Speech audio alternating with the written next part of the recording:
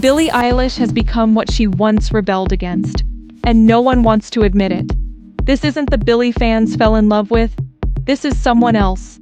Someone shinier, smoother, safer. The green-haired outsider is now on the cover of Vogue, dripping in corsets, wearing Gucci, fronting campaigns for major beauty brands, and fans are confused. Before we unpack the shift, the backlash, the billion-dollar rebrand, hit subscribe, because this is where we ask the questions pop culture avoids. No filters, no faves, just the truth. Let's rewind, back to the beginning. Billie Eilish arrived like a whisper, dark, weird, unapologetically not the norm. Oversized hoodies, whispers over bass-heavy beats, a 17-year-old with songs about death, nightmares, isolation. She wasn't smiling for cameras. She didn't chase radio hits. She didn't want fame. She wanted honesty. She told us she hated the industry. She mocked the red carpet. She spoke about body image with pain. She made sadness feel safe. She was the anti-pop star, the anti-Katy, the anti-Ariana. She wore baggy clothes, so no one could sexualize her. She didn't dance. She barely moved. She stared down the camera and dared you to flinch. That girl changed the rules. But here's where things start to feel different. Because slowly, subtly, the edges softened. The magazine shoots started coming. The Balenciaga looks, the Met Gala gowns, the perfume lines, the lingerie covers. And suddenly, Billie Eilish looked like the girls she used to critique. The mystery was replaced with glam. The alien girl became a Hollywood girl. And fans felt it. They weren't angry, they were grieving. Because when Billie appeared in that British Vogue shoot, corseted, pin-up poses, styled like Marilyn, the internet exploded. Some cheered, some cried. Not because she looked bad, she looked stunning, but because it shattered something. This wasn't rebellion, this was rebranding. Was it empowerment or marketing? Was it evolution or surrender? The Billie who said she wouldn't play the game was suddenly the face of the game. The rebellion was now available in 3 shades of lipstick, and the question started to rise. Is this growth or just good PR? Let's be clear. Billie has every right to change, to own her body, to wear whatever she wants. But change isn't the problem. It's how it happened, how fast, how calculated, how deeply it aligned with everything she once rejected. Because Billie didn't just wear different clothes. She started speaking differently. Suddenly, it was about high fashion, about beauty deals, about campaigns, about curated visuals.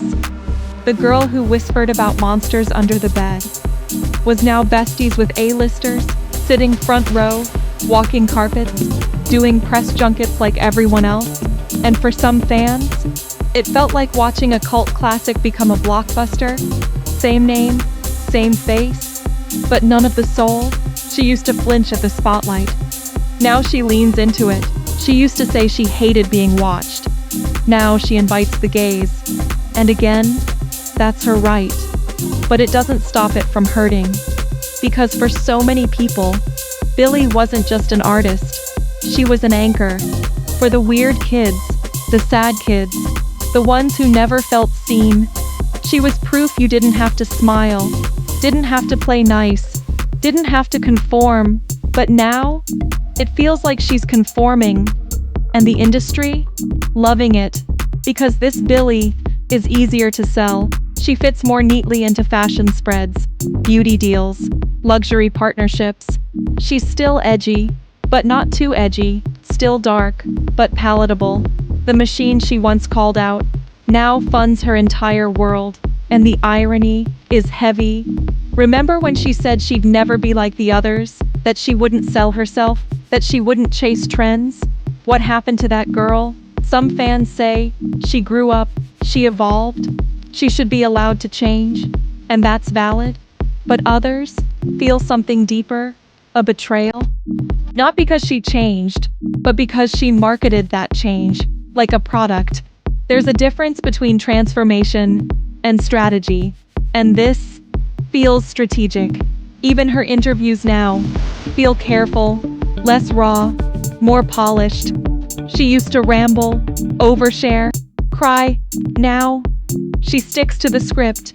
That pain, that chaos, that brutal honesty feels gone. And maybe that's good. Maybe she's healed. But the art feels it too.